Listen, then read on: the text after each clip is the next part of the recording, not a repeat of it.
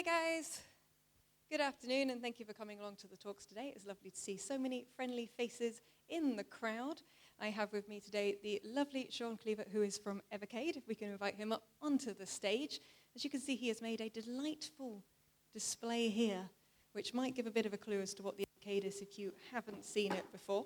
How many guys in the crowd have heard of the Evercade before? That's a good amount of people. How many of you guys have played on one? Ooh. That makes this a lot easier. That helps enormously. Yeah, thank you for making our job nice and easy. So I'm going to start the start, I think, with asking about this. Obviously, in the absolute shortest form, the Evercade is awesome. That's your kind of one-line takeaway. It's a handheld retro gaming and also indie gaming and other things as well on cartridge format. And it's been out for a little while. When was it first released? So it was first released in around about May 2020. It was delayed a little bit because of the pandemic and was originally supposed to launch a bit earlier. But the origins on it come back from about year and a half before. Blaze Entertainment, which was a company that a lot of people know from its previous incarnations, reincarnated itself and started looking at how they could bring themselves into the retro space in an interesting way, but also a way that wasn't illegal, didn't have any kind of piracy issues or any of those kind of things that's so associated with a lot of trying to get gaming into there. And, rather than going, like Answering was talking about earlier, where they went with the more collectible route and sort of started developing from there, really. Yeah, it is quite fascinating to see a new handheld device being brought out and something that is bringing things out on physical media, as you say, in an age when a lot of things are going digital, although this is, of course, bringing a lot of retro games to a new physical format for the older games. So it's almost got a bit meta in that format. It is a little bit, yeah. I think it's one of the things that our managing director, Andrew, was a massive Lynx fan, which is why we've got Atari Lynx on the cartridges, of course. But the whole tactile nature of holding a cartridge was something that he kind of felt was a bit lost. And, you know, we all collect, and I'm sure everybody here has probably got a lot of original hardware, and it's one of the things that you do is sort of like, oh yeah, I like to have that, I like to hold that. And we kind of wanted to bring that back in, and the handheld was the easiest way obviously to do it. It was smaller, it was portable, it meant that you could play it in the comfort of your own home, and a lot of things that the Switch had done had sort of pushed a lot of people towards that direction. But yeah, it was always our kind of way to make this collectible ecosystem as opposed to exactly how you play it, which is why we now have two. Yeah, they are multiplying like tribbles and evolving like Pokemon. I'll try and think of some more metaphors to get in there.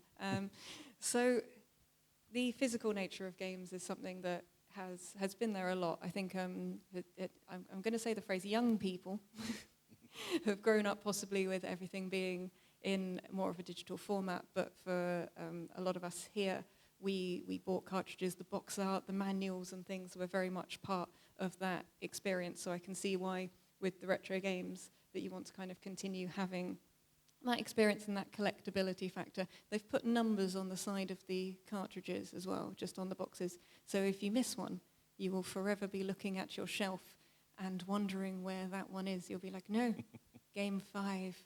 It forever eluded me, which makes me think very clearly that the people that developed this are retro gaming collectors and knew exactly what to do there.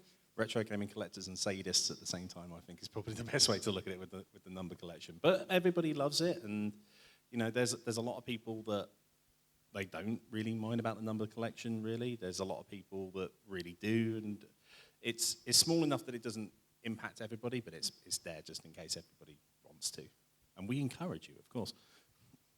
So what was the development process like for creating something like this? It's a very gorgeous and ergonomic device, and I wondered how you kind of went about it and how many prototypes you guys had to make.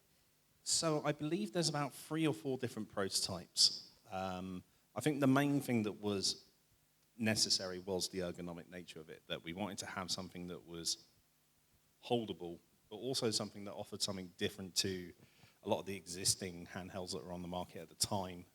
As you can see, we've got a bigger screen in a lot of those things, and that was one of the very key important bits. And then the other key important bit was how the control felt, how it was responsive, and how people enjoyed actually being able to have the kind of format that they needed to be able to play a lot of these retro games. So it kind of went from there, but that was always the main genesis of it, was that sort of three-prong approach into that. Yeah, and it seemed to pick up traction very fast. As soon as it was launched and I saw those prototypes and things, it seemed to get a lot of interest online from retro collectors and gamers and people alike. Did you expect it to make the impact it did? Quite honestly, no. I mean, we hoped, of course, because it's one of those things that you sort of do and you think, well, this is, to quote a YouTuber, this is either madness or genius. And we were hoping it was sort of somewhere in the middle, but it was one of those things that the success was welcome and it was surprising, but it's one of those things that we sort of realised, okay, well, there is an audience there. There are people there that do want this, and it sort of inspired us and emboldened us more to take that ball and run with it a lot more and keep on going as we currently are. So how many games currently can people get across all of the cartridges? Currently, I believe it's 260, but by December it will be 292, I think. And then after we've announced the last cartridge of the year, I think we'll have broken 300. And you've broken them up into sort of classic collections like Namco collections and Interplay and things like that. Was it always your idea for the model to build a different collection per kind of publisher and system and things? Yeah. I mean, building on the previous talk that you guys had with Antstream, it's very much a combination of preservation of what there is, but also being able to play what people want to play. And one of the benefits of this being individual collections is that we could go to the licensor, we could make sure that they were remunerated well, and we could build a relationship with them so that everything is above board and it gets the backing and we can use all the official assets and everything else. But it also has kind of helped us with curating the collections, which is a process that probably not a lot of people expect, because one of the problems with retro gaming and emulation, if you get it on a lot of things, is decision paralysis, that you can't really decide what you want to play because it's too much. So we kind of boiled it down a lot more into what works across one cartridge, what do you want to play, how does it play very well, and then what can we bring that people might not have played that will be on that package. And Namco there has got the Mappy Kids, which was the first English translation of Mappy Kids, I think, released in the physical format, certainly in the West. We've got different games that are coming now that have never been available in Europe. They've only been available import in America and Japan. We've got coming up with the arcade stuff, Galco, which is a Spanish arcade producer who a lot of people will probably know from their youth going to the Balearics and Barcelona and all that kind of area of having a nice little sunny half-term holiday and playing a random game that you've never seen anywhere else. And it's that kind of thing that we wanted to sort of build that curation, partly to conserve, but also partly to evoke a lot of that nostalgia that people have. Yeah, I think when I first saw the Evercade was coming out and I looked at what you guys were doing, first of all, I thought it looked gorgeous as a device, and it had a good amount of harking back to sort of the classic console designs of my youth, which, as I keep saying, the 90s was only 10 years ago, totally wasn't that long ago, and mixed with sort of the sensibilities of what we want for a more modern unit as well, which makes it feel a little bit more like when you take a slightly older console and completely retrofit it out with a new screen and a better battery and things like that. Yeah, there's a weird element when it comes to this being retro but also being quite modern, because the technology behind everything that's in there is very modern. And when it comes to a lot of the things that you sort of get now, you either get nostalgia in the look of a device. So a lot of the mini consoles that the big brands release, they have their nostalgia not just on their game selection, but just the physical look of that console. That's like just frozen in people's memories in time for a lot of it. So we knew you couldn't do that, obviously, for something like this. So we had to make something that was inspired, but also knowledgeable of the new. One of the things, like if I've played an original Nintendo pad, I personally hate it. It's got those sides. So when we started looking at our own pad and our own device and how it's got to be curved because it's got to fit a lot more into the hand. There's a lot of those decisions that are much more modern thought than they are retro thought, but still keep that kind of styling, all that kind of thing. Yeah, because you're trying to create a button layout that works for a vast amount of different games that were from different systems or from arcades and had completely different controls. So it's always kind of trying to find where you can make the best decisions that have compromises where need be, but still give the best playability across all the games that you are working with. And the game presentation is something you've mentioned a couple of times now, and I was quite sort of interested to see the first time I realized that, these cartridges are not just exactly the same games that I've had on previous sort of like Namco collections or previous Atari collections and things. There's quite a few on here which are different games, or there are different versions of a game. And I'd originally expected them to be, here are the most common, most nostalgic, most well-known titles. So it was intriguing to see you taken a slightly different route. Yeah, it's one of those things that, one thing I kind of talk about quite a lot when I'm in the office is what people's nostalgia is. And a lot of people's nostalgia, people think is, it's that brand, it's that brand, it's that mega franchise and that brand. When in truth, it's not.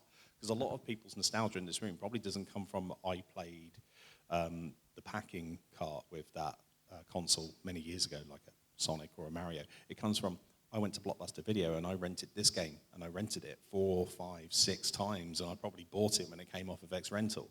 And, I want that game, or I want that because my memories in things like that, as opposed to what is branded as being that nostalgia. So one of the things that, when it came to preservation, is that we want to find the things that people remember. We want to find a mix of those hits and a mix of those things that people don't remember so much. The Oliver Twins collection, which we've got, is a really good case in point in that, because a lot of the games that are on that cartridge were released originally on various home computers, but were released on Nintendo versions, which is what we have on our cartridges. But those were released in what they called the Quattro packs. So they were like 4-in-1 cartridges, and it's very difficult to find. A lot of them were kind of shoved into rental stores and were given away as like mail things and stuff like that. So there's a lot of these kind of things that people wouldn't have experienced those versions or how to play them in that kind of way.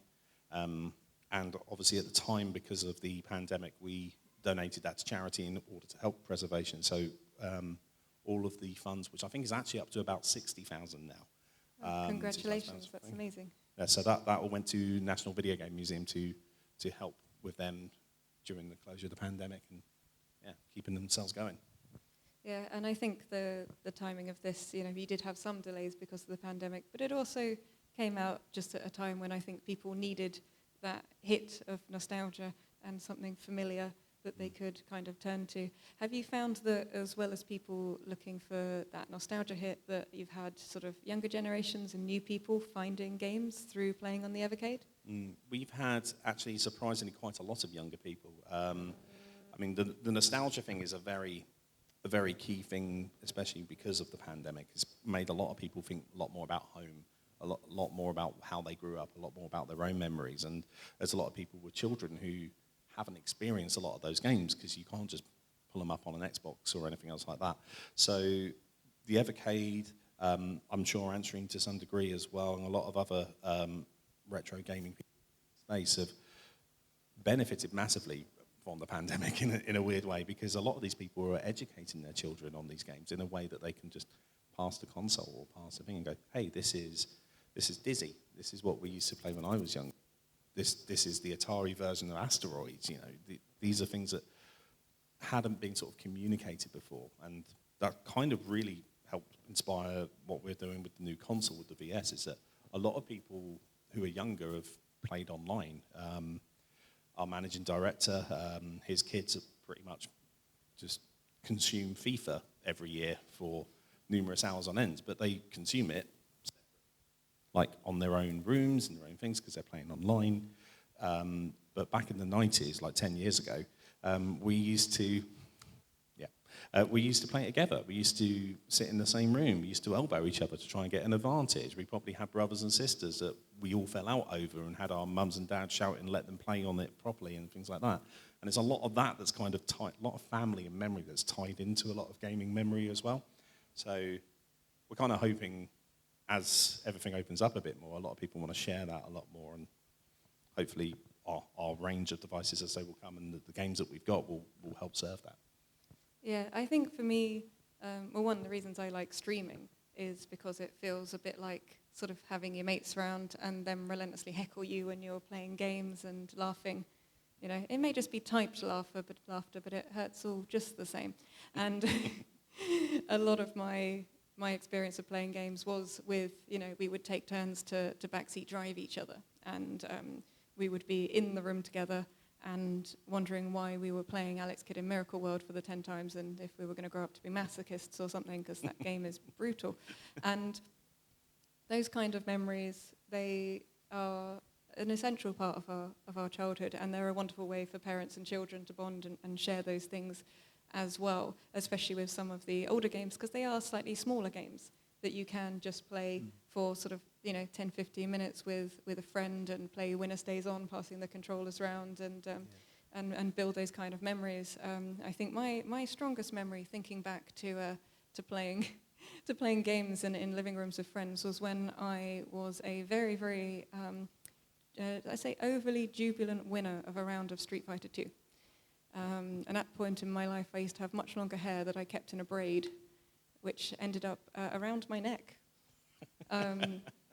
which makes me wonder exactly how many household injuries are going to be caused by your new console, based on my near-death experience there and never using of Chung-Li's lightning kick again.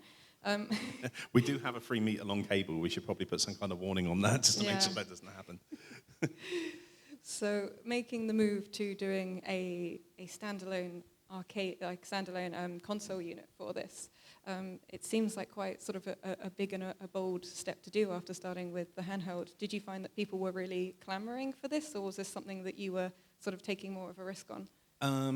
I think there's a bit of people clamoring for it, and a bit of it was kind of always in the plan, because one of the things we noted with handhelds and Blaze Entertainment had worked with a lot of people who had done a lot of plug-and-play devices into TV with licenses like Atari and stuff like that.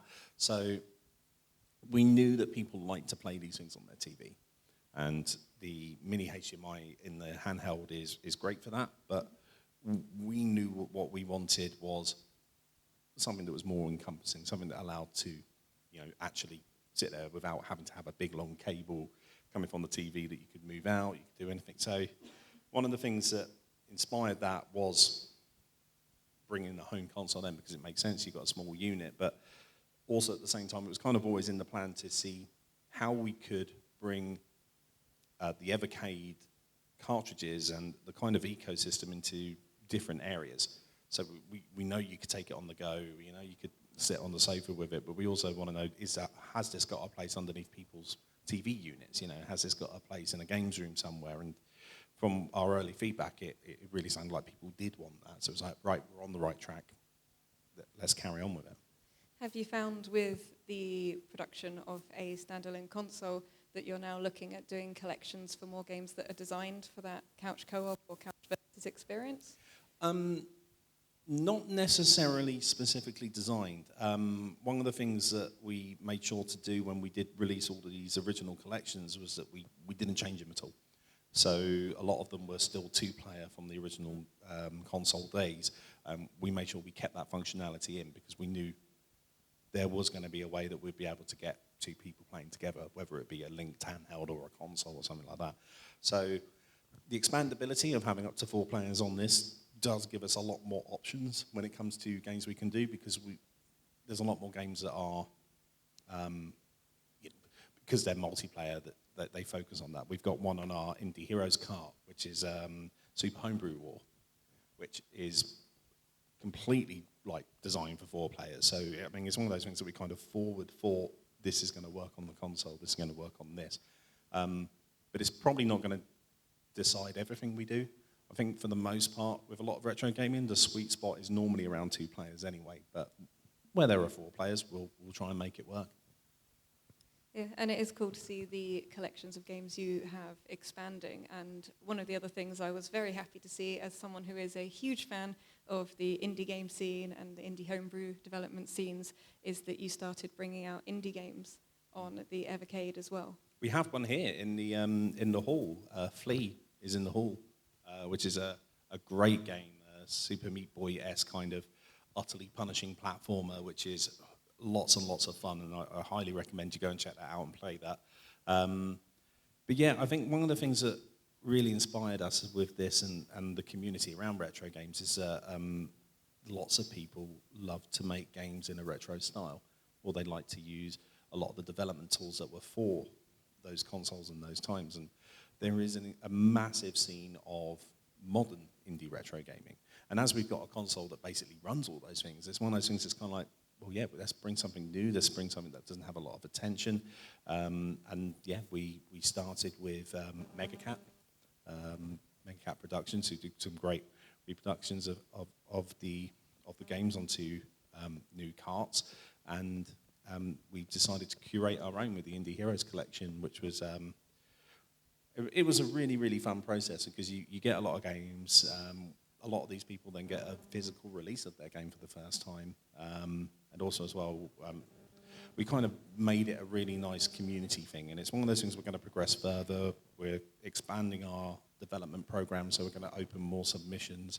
There's a lot of things coming where we're going to be able to be working with people at a student level in future as well. So we'll announce that at some point soon.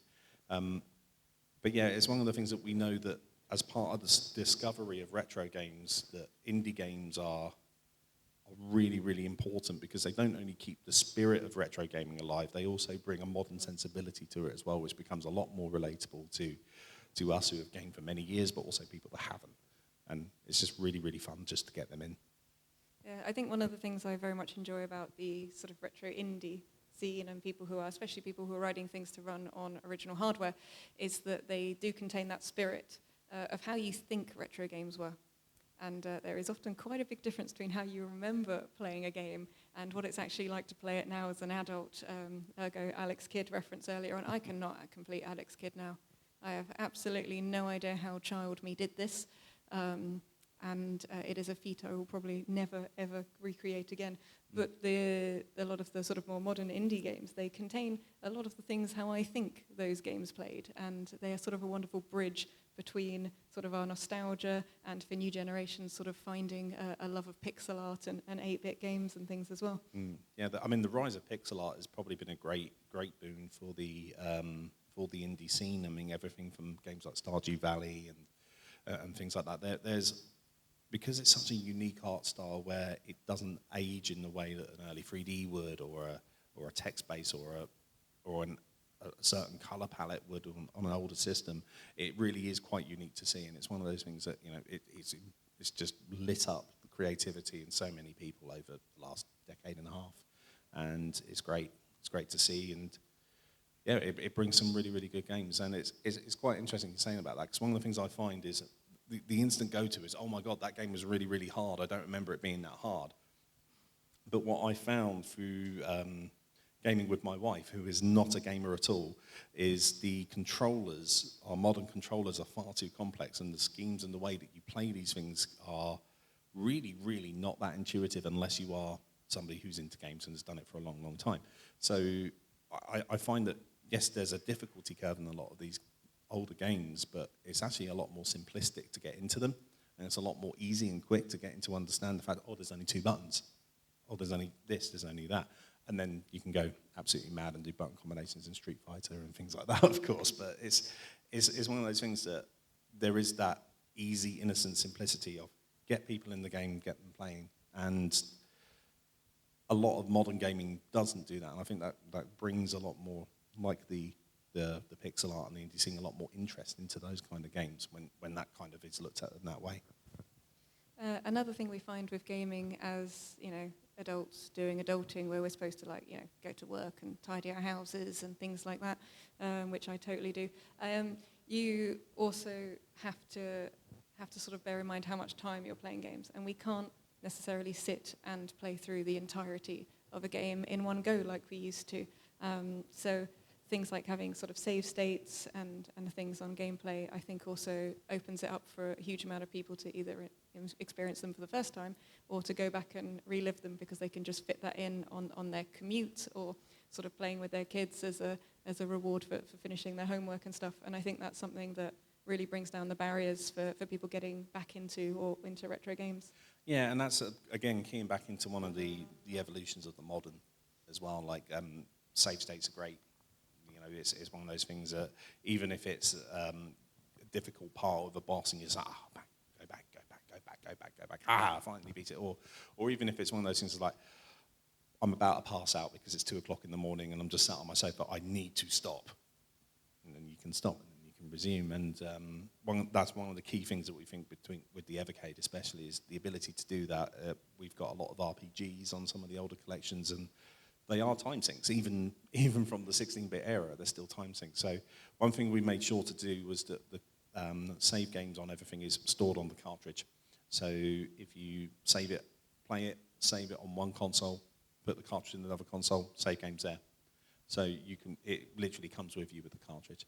So if you are kind of like, oh, I really don't want to put that down, take it at work, play it at lunch, come back, put it in. It's like an eternal save button, but your parents never hover near the off switch for the plug of the console because you're supposed to have gone to bed 3 hours ago, which I think is something that all of us wanted in our youth. And just that finger of doom on the big grey button. It's like, but it's just a game. It'll still be there tomorrow. No, see, people shaking their heads. No, it was absolutely not. And as someone who has rage quit many retro games recently, it still is absolutely not. So I think that makes a huge difference. And having that modern technology is something that makes a massive difference. I will still always enjoy playing my retro games on retro hardware and things as well. And you kind of always have that option. But this means that you're not worried about the tapes wearing out. You're not worried about somebody hovering over that eternal button of doom called the power button. And it gives you the ability to sort of carry them around with you. So what kind of future plans do you have that you can kind of tell us about that's, it can be secret stuff, no one's listening. Yeah, well, there's a lot I can kind of say. I mean, one of the things that we want to make sure that we continue with that, like you're saying with original hardware, is the value part of this.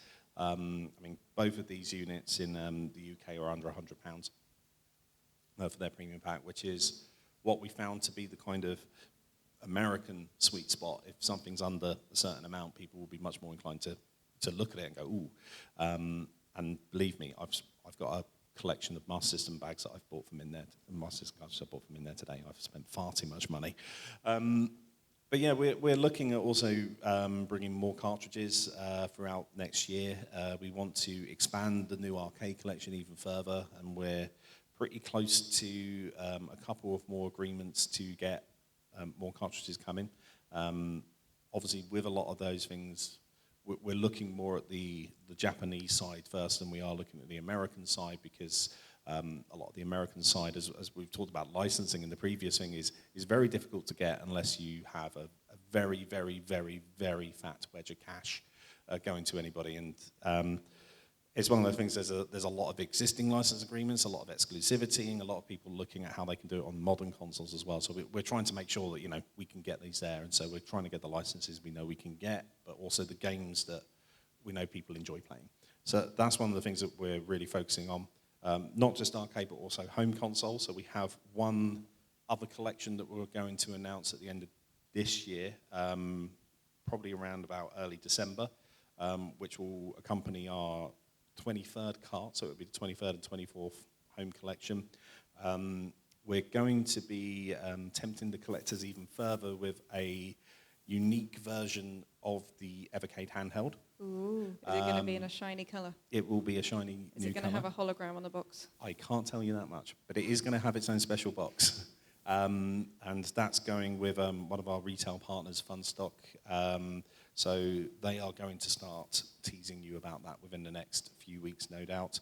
And yeah, we're kind of looking about how we expand the family even more for next year. Not just cartridges, hardware, how we can get some of the bigger names in as well from Japan and from the US. and making sure now that the world is opening up a bit more, that we can actually go to all the places in the world. I've mentioned it before in an article, so I'm not saying anything that's too bad, but one of the hardest things about getting these games and getting these licenses, other than making sure that the people actually do own those licenses, which, I mean, there's a theoretical situation I have where there's a game that somebody owns, but the production company that made that game own the IP, and then there's somebody else in there that owns the image rights to their using the game, and there's 4 or 5 different people that you've got to go in and stuff like that. But also, like, it's very, very hard to show what you've got without actually taking it to somebody and showing them and going, this is what we're doing, this is why we're doing it. And that's especially important for the East, for Japan and a lot of those people, where you can say, this is why we're doing it, this is how we're doing it. And we're hoping that as the world opens up a bit more, we can actually go there and we can meet a lot more of these people and we can say, yes, this is what we're doing, this is how we're going. So a lot of travel probably on the cards for next year as well. It sounds like a fun adventure, and you'll have something to play on the plane as well. Yes, indeed. You've thought of everything at this point. Hopefully we won't have burned ourselves out. I mean, I'll be honest, these 4 arcade collections I have played to death over the last 6 months. Blaze Entertainment as well. We're not a big team. We've got a great amount of people helping us that are not just affiliated with the company, but also around.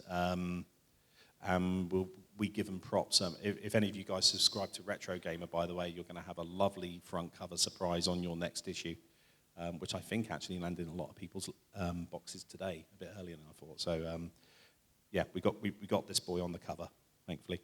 But yeah, it's a small team. We all dip in and help out where we can. I've been a gamer since I was born, so it's a long not born time. with a silver spoon in your mouth, born with a NES controller. I was actually born with a Master System controller in my mouth. Actually, I went. That must have been quite awkward and confusing for the maternity staff. Yeah, it made for an interesting story. They made sure that it was the umbilical cord they cut and not the cable for the controller. So. That's good. That would have been an unforgivable mistake for multiple reasons. But yeah, it's one of those things that, you know. That might be mean. Sorry, apologies. I know a lot of these games quite well because I've grown up with them and I've played them, and there's a lot of other people within our community that also do. So we've relied heavily on a lot of people play testing, playing what they are, looking up all the games, making sure we work with the publishers to make sure they're all there. So a lot of these things, sometimes they're quite easy and they can go pretty quickly, and sometimes they can take a lot of time. So yeah, between the small team that we have, from our MD, our designer, our chief technical officer, from our sales team to marketing to everything, we've all had a part in making sure that this gets there in an actual physical testing way as well.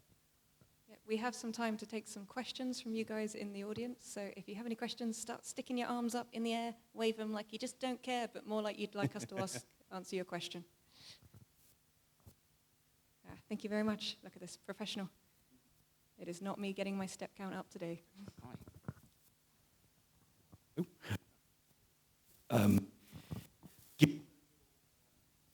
just shout, shall I? Given that you're what can you do about that in terms of adding value, such as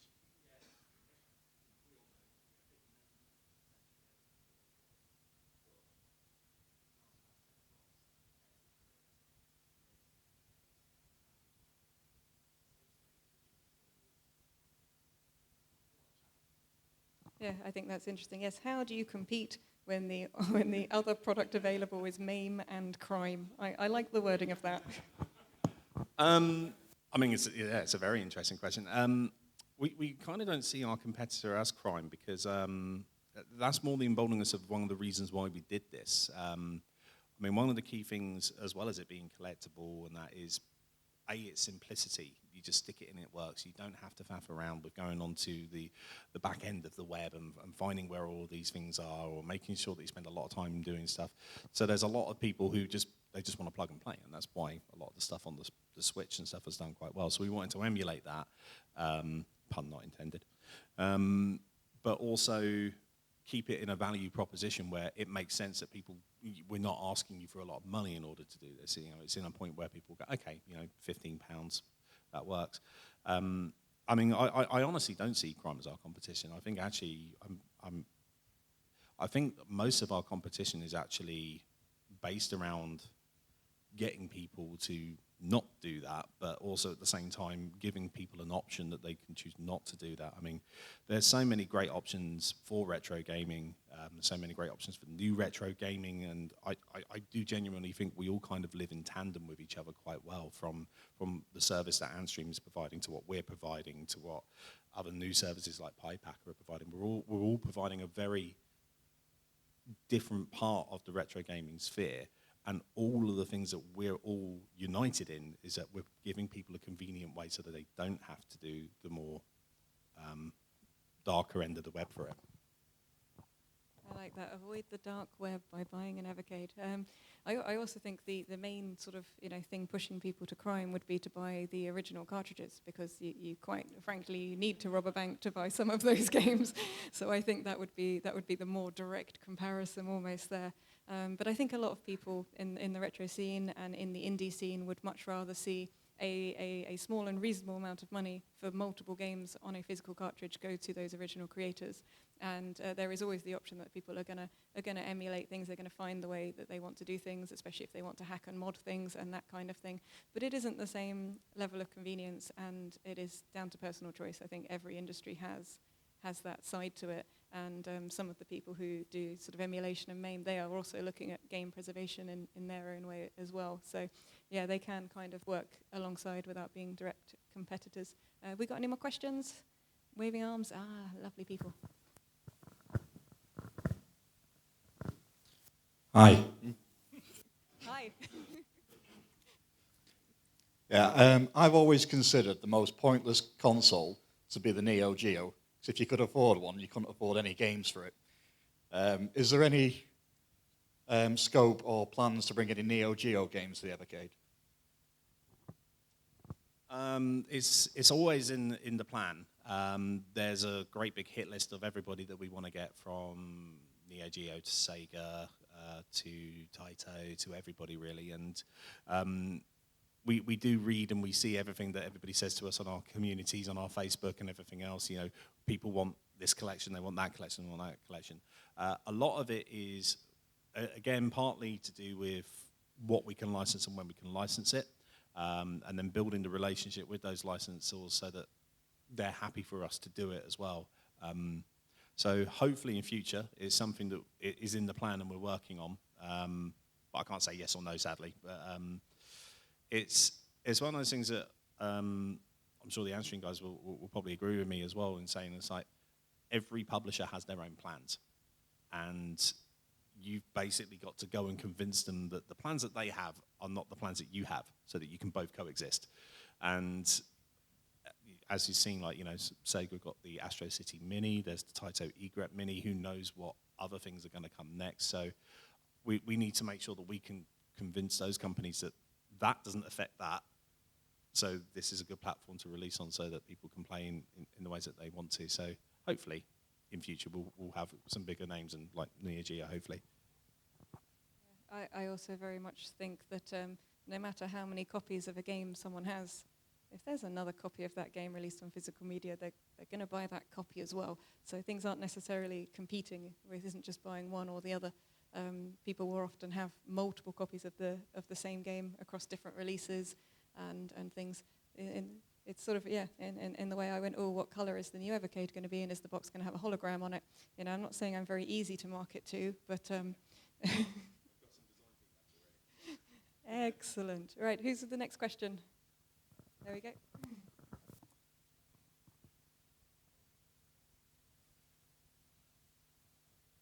Not with being the kind of best hand plug and plays. My question is, with the power of the VS, do you aim to? I know.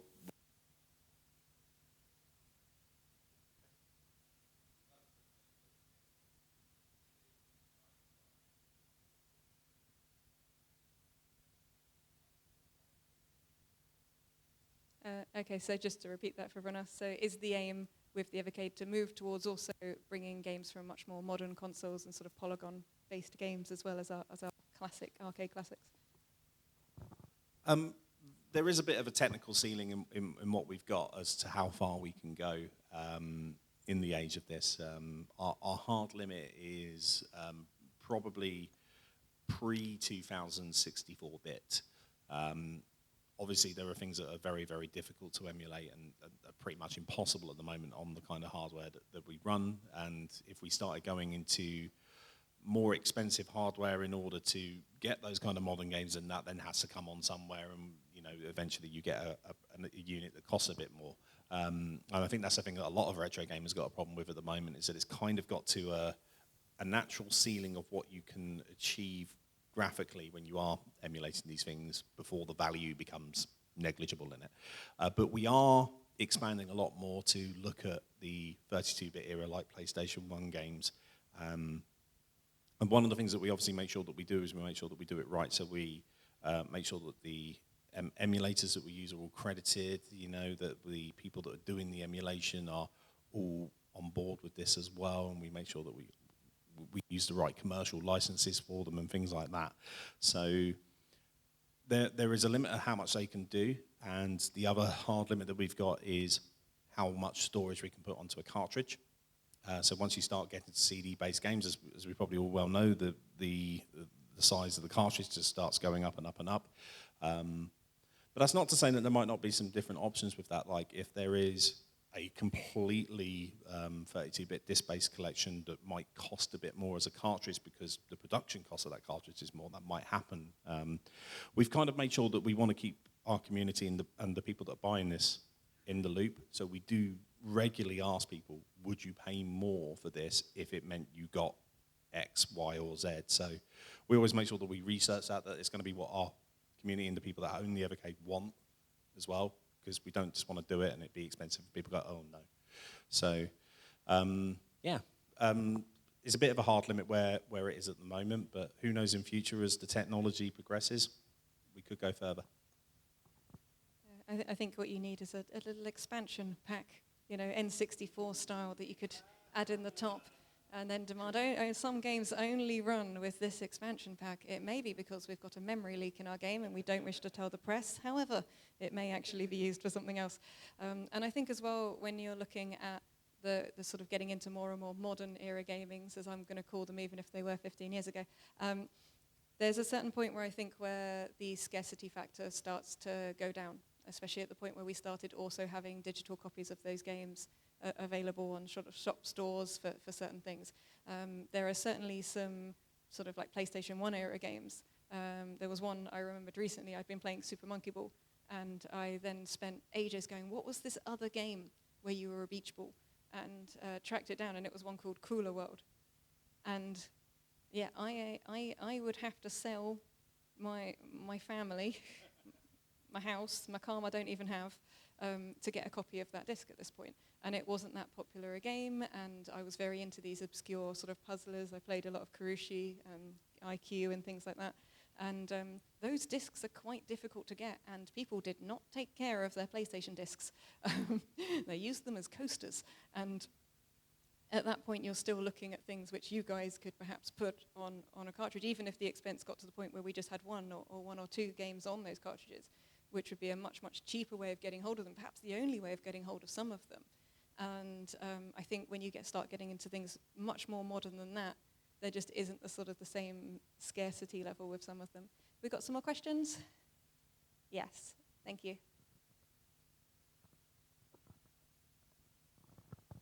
Hi. I know you've got an Intellivision collection coming out fairly soon. Sorry, can you repeat that? Yeah, Sorry. so you've got an Intellivision collection coming up pretty soon. Yes, there is. Yeah. So that had a 16 disc controller thing, the one even hated. And I'm just asking some of this that control defined.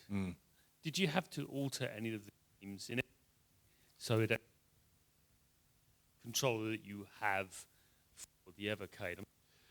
Yeah, so did we have to edit any of the sort of control mechanisms for the upcoming Intellivision Collection? Yeah, you're right. For those who don't know about the Intellivision controller, there was a dial, which was at the top, which you use mostly for a lot of movement, but also a standard keypad underneath, so 1, 2, 3, 4, 5, 6, etc., etc. It was one of those things that when we came into the collection and we talked with Tommy Tallarico from Intellivision, we know he's got a lot of licenses and he's got a lot of things, but we knew that being able to play the games was the most important part on this. And I'll be honest, both that and the second collection that will come next year from Intellivision is some of the hardest work we've done in trying to make sure that these games work. So there's a lot of people that remember a lot of good games on Intellivision, and we simply just can't run them because on a standard controller, on a standard controller, it's very, very difficult to play those control schemes. So there's a couple of bits where we have edited it slightly if there's a fire button that was hidden somewhere, and we've remapped it to a bumper or something like that to try and make it a bit more easy. For the most part, we're using, and we've been working directly with the people that make a free INTV, the emulator, which basically brings up a little keypad in the corner. So we try to limit the keypad usage as much as we can. There are some bits that are unavoidable, like selecting how many players, etc., things like that. So that's mainly, when we're talking about curating games, that's one of the major decisions that sort of decided that game list. What works without having to completely remap things and make them harder, because simplicity in playing is the key. I think the first collection we've nailed it. The second collection we've got more work to do before we can decide exactly what games are going to be on there. And that is always going to be a tricky thing for anything that's this kind of layout for something with an expanded scheme like a home computer or anything like that. But we'll always look into how that will work on the Evercade and how that will impact enjoyment. Thank you. I would love to see for you guys, maybe at one point to do some awesome extra controllers for the Versus unit as well. I think that would be great fun. I played a lot of games that were trackball spinner games and things like that. I'm a massive fan of Tempest and Tempest 2000 especially, and those kind of games. And I think there is scope if you guys did want to. Obviously, I'm not promising this. I can't speak, but at the same time, please make some nice spinner controllers for me. You've looked at it. Oh, okay, so there you go. Possibly potential top secret information that we shouldn't be giving out here. Possibly, maybe I will actually get to enjoy Tempest at home again at some point on a spinner controller, because it makes it so much more satisfying to actually play it in that manner, because that tactile nature does have a big impact on some games. So it looks like you guys have some incredible things coming out in future, and I look forward to seeing all of those more indie games. Possible potential spinner controllers and things for the Versus would be amazing as well. As well as I will need more information on the color of the new special edition. And thank you so much for talking to us and taking these questions. It's been absolutely wonderful. What you guys are doing are incredible, and we look forward to a lot more of it. Can we have a nice round of applause, please, for Sean? Thank you so much.